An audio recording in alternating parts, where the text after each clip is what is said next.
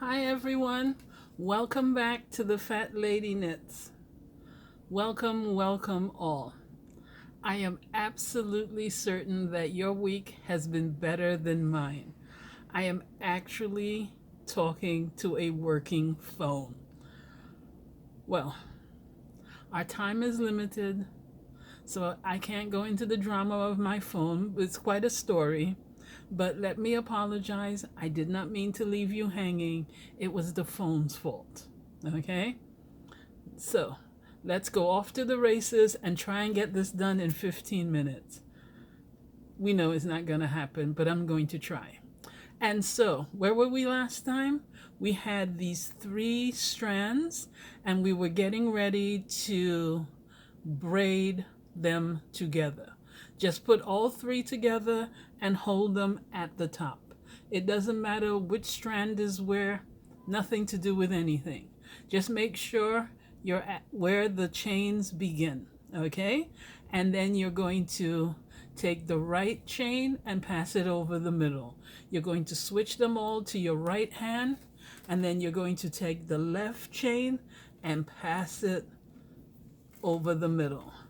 You'll have some slight detangling to do, and please, when you're doing this, see, you have to hold it because it's not yet solidified. Make sure your beads are facing up. I'm going to bend this back. It has a tendency to bend forward because it's so soft. And I want you to see what I'm doing. And you might ask yourself, why are there 2 pliers looking thing? Well, one is a plier, one is a cutter.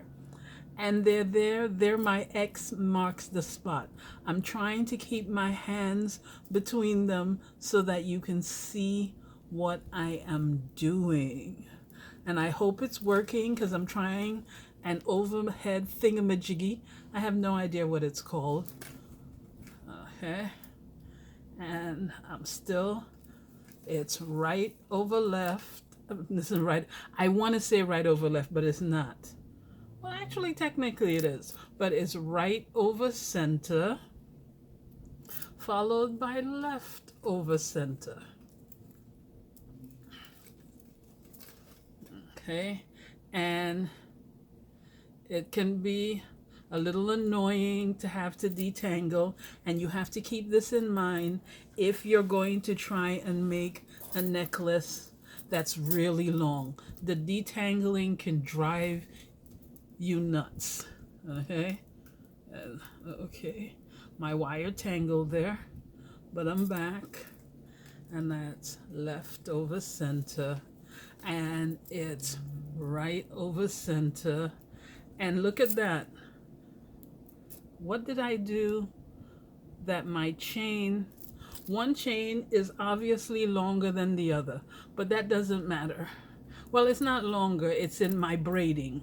Whatever I did, it pulled one of them so that it's longer than the other 2. But that's all right. You're still going to keep braiding. And look, you have met your beads. And you're going to just keep braiding. So, look, this bead tried to go to the back. You're going to, while you're braiding, make sure that you push your beads forward. Don't let any of them go behind. Okay, and you go right over set. See, this one wants to go under here. No, no, no, not allowed. Push it to the top. Then left. It wants to turn. Nope. Left over center. You want all your beads to be at the top because you're going to manipulate them later. Because while you're braiding, it may look a little wonky, but that's all right. Okay, I just did right over center, so I'm going to do left over center. And as you can see, my beads are at the top. Sometimes it looks as though there's not enough space between the beads to braid them. Yes, there is.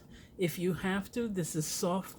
Well, this is 26 gauge, so it's softer than 24, but even with the 24, you have room to manipulate. Make sure those beads are at the top. And you're going to do this. See, your pattern is coming out. You're going to do this the entire length of your strands. Okay, let me put this away. When you're done, you come to the end, you're going to have something that looks like this. Okay, and let me show you. We're going to ignore this part up here for now, but here's your chain. Okay, my braiding was a bit better here, so the chain's braided evenly. And here's the pattern that I have. And I did it all the way down to the other end where I did I braided my chain stitch. Now when you have these three together, it looks kind of wonky, but you can play with it. So if you're looking at the chain and you're not happy, you can pull it, you can squish it, you can scrunch it down if you think it's too, see this length, you might decide it's too long, you can scrunch it. The wire is soft enough for that. Or you think it's not long enough, you can gently pull. Please, don't be the Incredible Hulk and try and pull it apart. Just firmly pull it, because there's some give there. And then here are your beads. See how they're all on the top? There are no beads hiding back here. And you get this because, is this recording? I hope so. Because when you put the three strands together and you started braiding and you kept braiding, you make sure your beads were at the top. Now, when you put your necklace down, let's see if I can get this so you can see it. Okay. As I said, you can play and manipulate this. This wire is soft enough that you can press it down if you don't think it's laying flat enough. You're generally not going to have that problem with the 24 gauge. It's the 26 because it's softer that you would have that issue with. The great thing about this is if you want to do more of a choker, you can bend it so that it stands up when you put it around your neck, or you want a regular necklace, you put it flat. Let's say you want a point at your necklace, you can put a nice V in there. Okay, and your necklace is shaped like this. Let's say you don't like that, you can make it more rounded. It's up to you. You're going to manipulate this to something that you're happy with. Okay? And I'm pretty happy with this. I like this. And I want it flat, so I'm going to press firmly, and there goes the plier. Have I ever done an episode where something did not fall? That's all right. Okay? And as I said, you can play with this. Once you're happy with, okay, how this looks, you're then going to come to the ends. And you see that? Yeah, these ends. How do you get them? Hold on a second. Let me show you. I'm searching for something that's right in front of me. You're going to take, both at the beginning and at the end, you will have these long wires. You can braid them, or, hold on, let me see if I can get the plier. Yeah, I got it. You can put these together. It doesn't matter if they're different lengths. Okay, can you see that? Okay, and you can take the plier to the end and just twist it.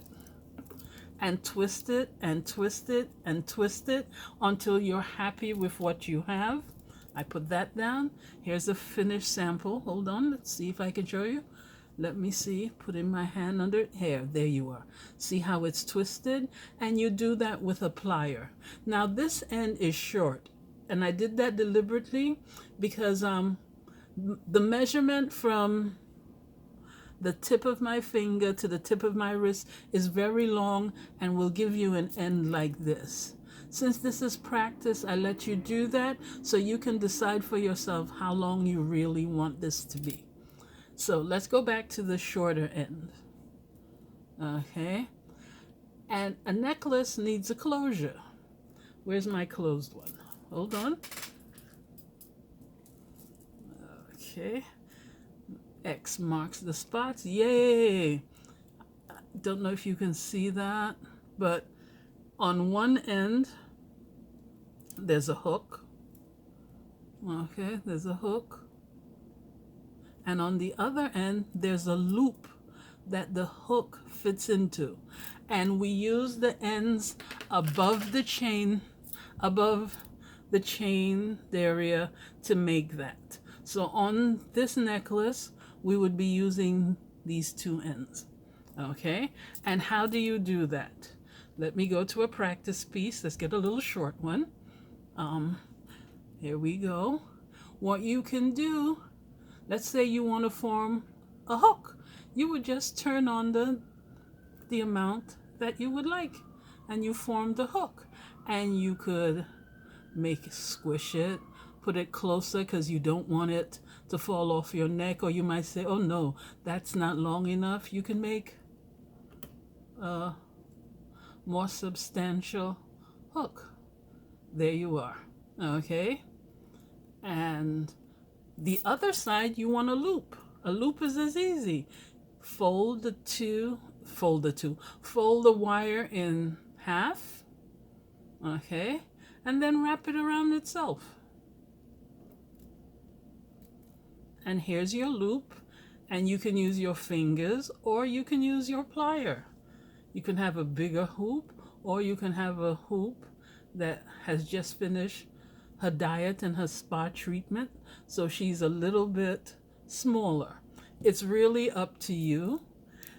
Those are the basic mechanics for making the hoop and the loop.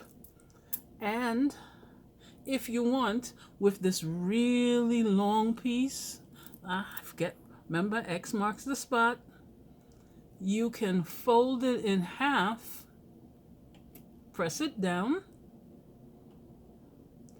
and then make either your hook, okay, or you're going to fold it again and wrap it around itself to make your loop. The only thing you have to remember, here we go, when you're doing this is when you're done, you see how you have this little end sticking up? You have to use your plier to flatten it so that it does not irritate your neck. So you would take your plier and you would press it down, and you would continually rub your finger along that edge to make sure that you cannot feel it. Okay? So let's do that on the practice piece. Hold on. Let's make a hoop on this side. X marks the spot. I'm just going to turn this down because I like my hooks to be long. Okay? See? That is what that looks like. Hopefully you can see that. And see, you can just open it up and you can push it closed when you put the necklace around your neck. This really long piece is good for making the loop. You can decide if you want to double it, wrap it around itself, and I'm just going to twist it by hand. And look, it naturally forms a loop as I'm doing this. Okay? And you can shape your loop. You can make it as nice, as shapely as you would like. You can give it a keyhole look. You can just press it. This is aesthetics. It is what is pleasing to you. And on some occasion, what's the most expedient thing to do, especially there are those days when the wire will get on your nerves. Okay? Or you might decide, you know what, this is still too much wire. And you can bend it again, okay, and wrap it around. And once again, the important part, after you finish the wrapping, here's a nice loop. You can flatten it if you would like. You make sure you press down here so that there is no wire sticking your neck, nothing to irritate you, and I can feel it. So I know I would have to turn it over and really push it down, okay? And now I can't feel that. So I would have a loop on this side. Oop, wrong thing. Oh, actually, no. I would have a hoop and a loop, and I stick it in there, and I close it, and that's the closure for my necklace. The other thing you can do, because you're not stuck with that, and no, I'm not getting into toggles, but if you're into it, you can use them. You can also just take these two wires and twist them around each other. That way you don't have a hoop or loop. You don't have to worry about none of that. Okay, here they are. They've formed the closure. I've left the end out on both sides so you can see them. And once again, you would take your plier. You could, I think, wrap this around one more time. Take your plier and squeeze. Okay, both sides. Because I can even see that. Take your squeeze, flatten it. See if it will come more to the other side. Okay, and keep until you are satisfied that when you put this, if you cannot feel the ends when you put it on your neck, you should not have anything irritating you. But if you do, come back, pull out your glasses if you have to. I had to go back to X. I have this instinct to go up there and it's like, no, the workspace is closer to me. And so you would have your necklace. Let's see if I can I get this all to show? No, that's going the wrong way. I guess the necklace is too long to show the whole thing. Let's see what happens if I put it on a diagonal. You can only see the bottom. Well, you have the idea. Here's the top of the necklace without a hoop or a loop, just wire twisted around itself. And then here's the bottom that I will continue to push down because I want it to lay flat. I played with it so much, this wire is probably tired of me, but this is what you can do to make a crocheted necklace. I hope this was clear, and I hope when I look at this overhead thingamathingam worked, because then I can redo part 1 so that it looks much nicer. But I'm not sure I have the energy to do it this week because I have been traumatized by not having a working phone. Oh my God. It's just literally mission impossible to live in the city without a phone. Oh my, oh my, oh my. Anyway, thank you for being here. Actually, let me show you some of the other necklaces. Remember, this is practice. It may look nice, but you're going to take this apart. You know why? Because we practiced with, floral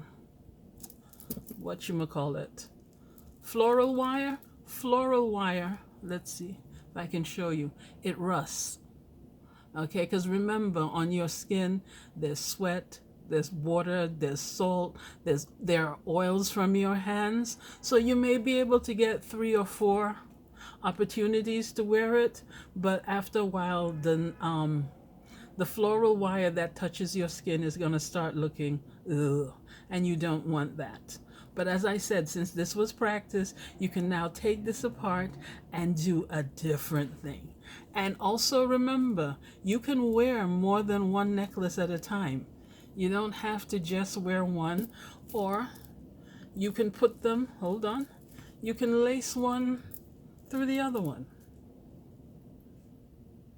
giving yourself, can you see that? A different look. I only did it on one side. You can do it on both. So you have a necklace